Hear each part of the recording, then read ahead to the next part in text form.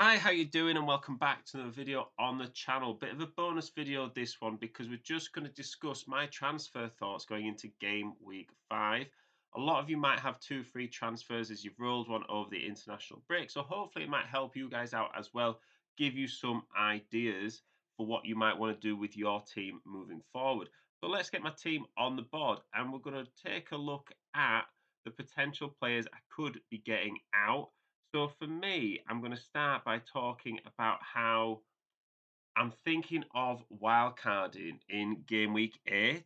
And so if that's the same for you, if you know there's a date that you want to wildcard in, you really only need to look at your team up until that point. So say I'm looking at game week 8 as a wildcard date. I only need players in my team that are going to be good for the next 4 game weeks because after that point, it doesn't really matter because I'm wildcard. I'm going to be making unlimited changes to my team. So there might be players we're talking about or teams we're talking about in this video where you think, well, why would you get in the player from that team? They're not going to be really good over the course of the season. Well, it doesn't really matter. Have they got a couple, at least, good fixtures out of the next 4? If they have, then the sort of players that could come in and do a job for my team. The first player I'm thinking of getting out is Saliba. Now, I'm reluctant to get him out now because we've got Everton and Bournemouth in the next 3. But then I might consider taking him out after that because Arsenal's clean sheet record is pretty atrocious, to be honest. They don't often keep clean sheets. If you look back through last season as well, it's not very often that they do that.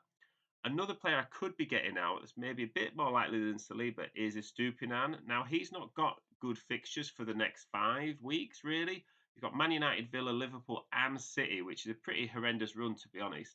But then he does have a really good run of fixtures after that, so it might be worth keeping.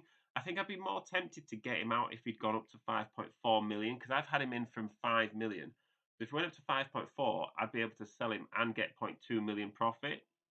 Right now, I'd only have zero point 0.1, so it might be the case that he stays on the bench for the next few game weeks because Brighton haven't been keeping clean sheets as well, and those fixtures don't really lend themselves to you thinking they're going to keep some starting now, and then he'll come back in for those good fixtures. Which might lead to me thinking about upgrading the bench. So I could upgrade Baldock to a 4.5 million defender and have greater bench depth. And I could even upgrade or transfer out McAtee to someone like Archer, who is the same price for Sheffield United. But then I'm thinking, how much do I need a third bench player? But with that in mind, I am considering using the bench boost before game week 8 because I just think like the bench boost is really overrated. Like you wait for double game weeks to happen, but this season with no World Cup, very unlikely to be COVID problems, hopefully. There's not going to be that many double game weeks. There's maybe going to be one usually around when the FA Cup quarter final is, because a lot of Premier League teams are in the FA Cup quarter finals, but not enough to cancel like the whole schedule. But with that sort of fixtures, you maybe then at that point going to want to use your triple captaincy, say, or your free hit if you've got a lot of players blanking or a lot of players doubling. And you can't use the same chips at the same time in the same game week. So it's going to leave your bench boost kind of hanging around a little bit. Like, when do you use it? And my advice for using it would be when you put your starting 11 in your team and you look at your bench, would you be okay if they were in your starting 11? Have they got good fixtures? Are they on form? And you'd say, oh, I've got a bit of selection headache this week, because I do think the players on my bench have got good fixtures.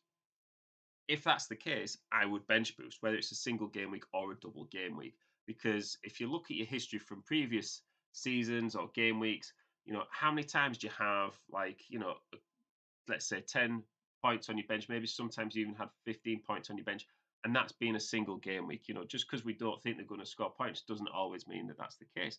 And I think if I'm going to be wildcarding in game week 8, then I can use my bench boost and my transfers now to upgrade my bench, and then I can just go back to having a cheap bench after the wildcard, and then focus on my starting 11, maybe my 12th man as well, because at that point there's less need for it. And I do think the bench boost can, take away a lot of your planning for the current game weeks that you're doing in. You can sometimes plan too far ahead and think I'm going to use it then, and then you make transfers just for that, and it takes away from the point scoring in the current game week. So that's just my thoughts on that. I'm also thinking of possibly moving on from Ake. Um, but if I did upgrade Baldock, then that would provide extra cover if Ake didn't play. So we're going to have a look at 4 teams that I think have good fixtures in the next 4 game weeks, and then my best option from that team. So the first team we're going to be looking at is going to be Newcastle, and for me, Dan Burn is the best player from there. And considering I'm looking at upgrading the defence, all of these players are from our defenders. Now, sometimes Newcastle they don't necessarily turn up this season. Some of the fixtures you've got there aren't great, but the main reason is I'm thinking of getting a Newcastle player in is because of those Sheffield United and Burnley games. Now, they're 2 teams that are struggling. I think if you're upgrading, say, Baldock, who's currently sat, second on your bench, then you don't need that player to come in every game week and score your points. You just need to target a couple of fixtures, which is what I've done here. He's very low owned, only 3%. Now, I would get him in, or be more inclined to get him in, if Botman was fit. I think if Botman was 100% fit, then I'd probably end up getting Botman in. I think he's a better option, more nailed on for minutes. At the moment, Botman's got an ankle injury, but we still have a bit of time, a few days before the deadline to see any team news. The next team I'm going to be targeting is Chelsea, and I'm considering getting in Gusto.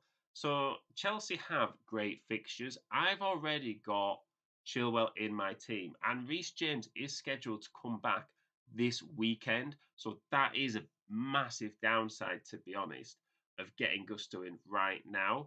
I could also afford to get in someone like Colwell, who seems to be more nailed on. I think he's played 90 minutes every game this season so far. And Chelsea's fixtures, whilst they do look good on paper, Chelsea don't look good on the pitch.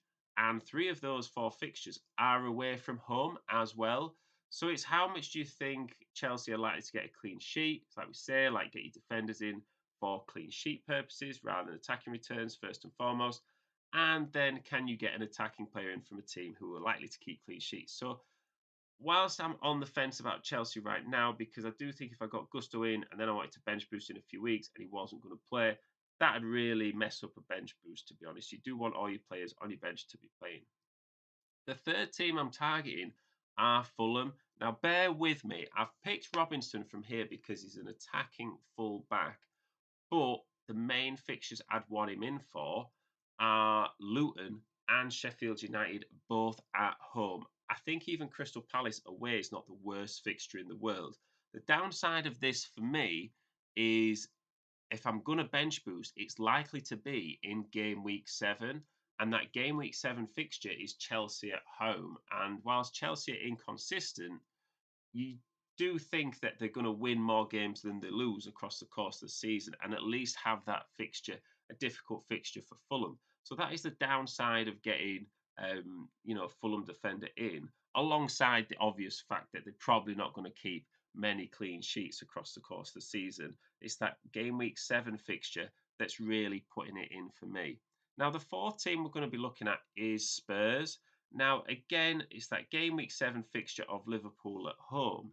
But could I get Udogie in and would he make enough of an impact in the Sheffield United and Luton games as well? Now, there's a bit of a theme coming here because I'm only bringing in these players for 4 game weeks, so I can afford to look at, right, which teams are playing Sheffield United and Luton, or Burnley, or maybe even Bournemouth, and say, I could get those players in that team just for that short amount of time and target those fixtures. If you weren't wildcarding in a few weeks, you'd probably have a different view of thinking because you need to kind of have a bit more stamina and mid to long term thinking with your transfers. For me, I can factor in the short term only. So they're kind of like my thoughts at the moment. I think if I was to pick someone right off the bat, I'd probably go Dan Burn because I think Newcastle, they probably are the most consistent team overall when you factor in last season. I think that makes a bigger sample size. If you look at the other teams that you may be doing well, let's say Spurs, you're only really looking at 4 game weeks so far this season, and that Liverpool at home fixture doesn't look ideal for me if I was going to use my bench boost. If I'm going to go for this, I might as well go all in and attack game week 7. So I think it's important to plan ahead if you are looking at wildcarding. Could you fit in your bench boost in the meantime? Would you be saving it? Maybe you prioritize it over, triple captaincy. Say, a lot of times they don't work out. And could you get more points by using your bench boost in a double game week? That usually involves making a lot of transfers leading into that game week because sometimes you want to get in players that maybe have more doubles than the ones you've already got, or players that may be blanking. So yeah, let me know what you think about my transfers. What are you doing with your team? Please do like and subscribe. It's greatly appreciated. On the road to 100 subscribers. Love to do it before the end of the season. Not expecting to do it before the end of the season, but it would just be something that's pretty cool. So yeah, thank you very much for listening. Hopefully you enjoyed the video. Good luck in this game week. I will see you in the next one.